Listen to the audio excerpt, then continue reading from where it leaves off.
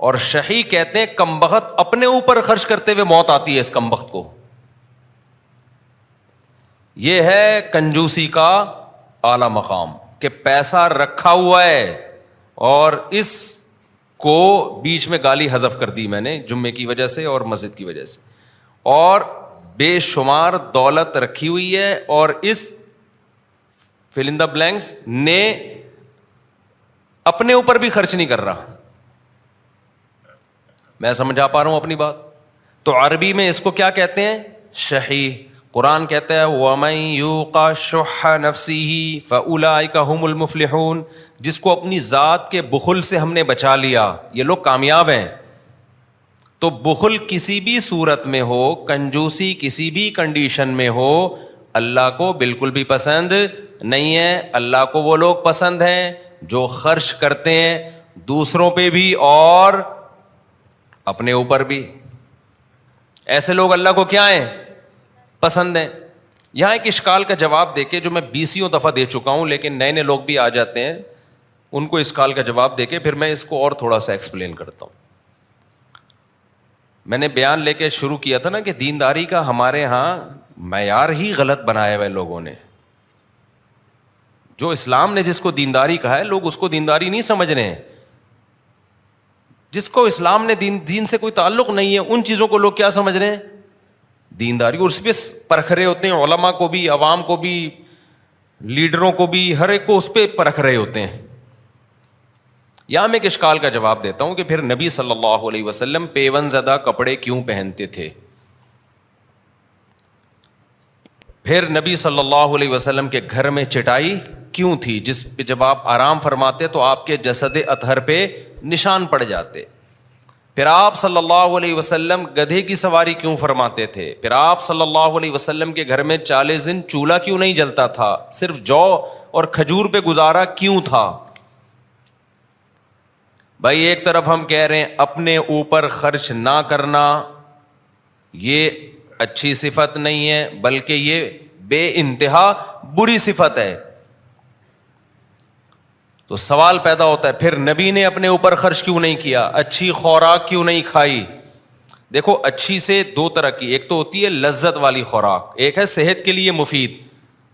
تو یہ بات تو ثابت ہے قرآن و سنت سے, ہمارے نبی نے جو خوراکیں کھائی ہیں صحت کے لیے اس سے اچھی کوئی خوراک ہو نہیں سکتی. اس پہ تو مستقل ایک بیان ہوا ہے میرا, اور کبھی موقع ملا دوبارہ انشاءاللہ اس ٹاپک پہ بات کروں گا کہ اسلام میں صحت کے کیا بیسک اصول ہیں, اور وہی آج میڈیکل سائنس نے ثابت کی ہیں سارے. کچھ چیزیں پہلے میڈیکل سائنس مان نہیں رہی تھی, اب ماننا شروع کر دیا اس کو. خیر, تو سوال پیدا ہوتا ہے ہمارے نبی صلی اللہ علیہ وسلم, حضرت جابر بن عبداللہ نا بخاری کی حدیث ہے, ایک دفعہ نماز پڑھا رہے ہیں وداؤٹ قمیض, صرف نیچے کا ازار ہے. تو کسی نے پوچھا کہ کیا اس طرح نماز ہو جاتی ہے کرتے کے بغیر؟ انہوں نے فرمایا میں جان کر اس لیے پڑھ رہا ہوں تاکہ آپ جیسے احمق لوگ مجھے ایسے نماز پڑھتے ہوئے دیکھیں اور پوچھیں کہ ایسے نماز ہو جاتی ہے. لیراک مثلک الاحمق. فرمایا کیا نبی کے دور میں ہر ایک کو کرتا میسر تھا کیا؟ نبی کے دور میں کرتا کہاں ہوتا تھا؟ اتنی غربت تھی کہ ایک ازار میں ہی لوگ نماز پڑھتے تھے. تو کیا تمہیں اتنا نہیں پتا نبی کے دور میں کہاں سے 2 کپڑے لوگوں کے پاس آتے تھے؟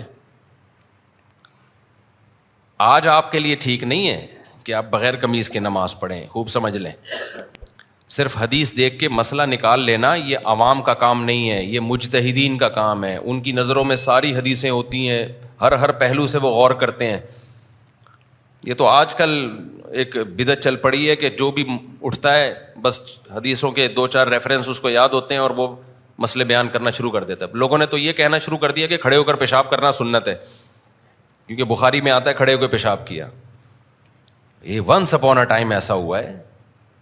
حضرت عائشہ کے کتنے سخت الفاظ ہیں کہ جو یہ کہے کہ نبی نے کھڑے ہو کر پیشاب کیا کبھی تصدیق نہ کرو.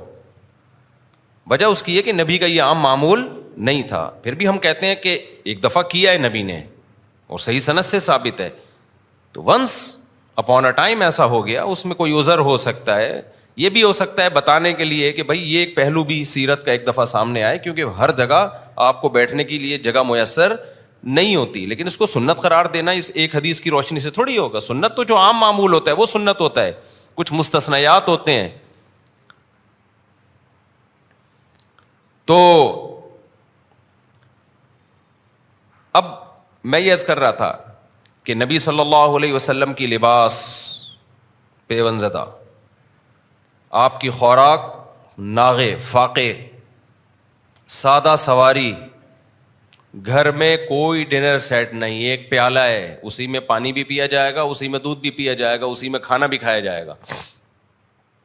ہمارے یہاں کتنے کتنے ڈنر سیٹ ہوتے ہیں, چاول کا چمچ الگ ہے, قورمے کا الگ ہے, اور اس کا ڈونگا الگ, اس کا ڈونگا الگ, اس کا ڈونگا الگ, اس کا ڈنر سیٹ ہی کا ایک نہ ختم ہونے والا سلسلہ ہے. تو ہمارے نبی نے ایسی سادہ زندگی کیوں تھی؟ اب دو وجہ ہو سکتی ہیں, یا تو آپ کے پاس پیسہ ہی نہ ہو. کیا خیال ہے بھائی؟ بھائی اسلام کہتا ہے کہ جو اپنے اوپر خرچ نہیں کرتا وہ کنجوسی سے بھی اوپر کے لیول پر ہے, شہی ہے وہ, شین ہا ہا.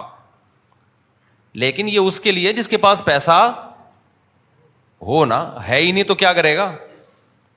اب ایک آدمی بیچارہ پھٹ پٹی سی موٹر سائیکل میں گھوم رہا ہے, آپ نے پوچھا تو ایک نمبر کا کنجوس ہے. مفتی صاحب نے بیان میں کہا تھا کہ جو اپنے اوپر بھی خرچ نہ کرے وہ کنجوس ہے. تو کیسی بائک میں گھوم رہا ہے؟ وہ کہہ پہ بھائی خرچ کہاں کروں, میرے پاس پیسے ہے ہی نہیں, یہ بھی ادھار لی ہوئی ہے کسی سے میں نے.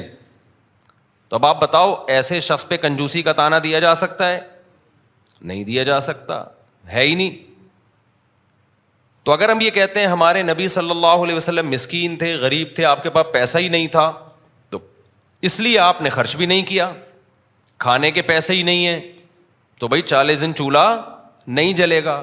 آپ کے کپڑے پیون زدہ اس لیے ہیں کہ کپڑے سینے کے یا کپڑا نیا لینے کے پیسے ہی نہیں ہیں, تو اس لیے مجبوراً وہی کپڑے پہنے, پرانے کپڑے.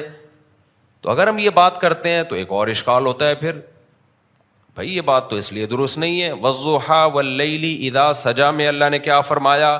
وَوَجَدَكَ عَائِلًا فَأَغْنَىٰ. اے نبی آپ مسکین تھے, غریب تھے, اللہ نے آپ کو غنی کر دیا. حضرت خدیجہ سے جب آپ کا نکاح ہوا تو حضرت خدیجہ کے پاس پیسہ تھا مزاربت کے لیے, وہ پیسہ انویسٹ کے لیے آپ کو کوئی ایماندار شخص چاہیے تھا, اور نبی صلی اللہ علیہ وسلم کی امانت اور صداقت مشہور تھی. آپ نے ان سے نکاح کیا کہ میرا پیسہ آپ انویسٹ کریں گے, کاروبار کریں گے, اور پروفٹ آپس میں ہم دونوں کیا کریں گے؟ شیئر کریں گے. اس نکاح کے بعد اللہ کہتے ہیں کہ نبی ہم نے آپ کی غربت کو دور کر دیا. تو پھر اشکال لوٹ کے آ جاتا ہے, بھائی جب نبی صلی اللہ علیہ وسلم غریب بھی نہیں تھے تو پھر جو کی روٹی کیوں کھا رہے ہیں؟ 40 دن کھجور پہ گزارا کیوں کر رہے ہیں؟ کھجور پانی پہ گزارا چلتا تھا 40 دن. اور ہمارے نبی کا کھانا بھی تو دیکھو, شدید بھوک لگی ہے تو ایک چیز تھی جس سے پیٹ بھرا جاتا تھا, یا تو کھجوریں کھا لی اور پانی پی لیا, یا دودھ پی لیا. دودھ جس حدیث میں بھی ہمیں ملتا ہے نا, کھانے کے ساتھ نہیں ملتا. دودھ کو ہمارے نبی نے کھانے کے طور پہ استعمال کیا ہے.